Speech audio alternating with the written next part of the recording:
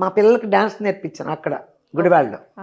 Dance నేర్పించినప్పుడు ఈ మా అబ్బాయి ఏం చేశాడంటే మాకంటే ముందే విజయ్ వచ్చేసాడు. మేము దెందులూరు కాలేజీలో పెడితే అక్కడి నుంచి తను మాకు చెప్పకోకుండా వచ్చేసాడు చెన్నై.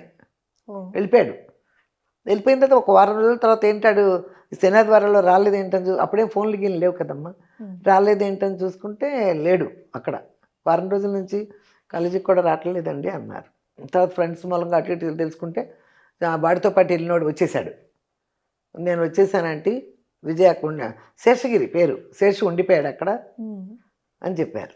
ఇక ఎక్కడ ఎత్తుకుతాం మనకేం తెలుస్తుంది, మెడ్రాస్ వెళ్ళి ఏమి ఎత్తుకుతాను.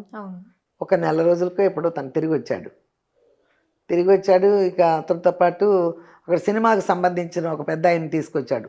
మామసత్యం అనేవారు, అతను రక్త కన్నీరు డ్రామాల్లో కూడా వేసేవాడంట. అతను పరిచయం అయ్యడం వల్ల అతను కూడా మా మోటూరు పక్కనే గుడివాడ పక్కనే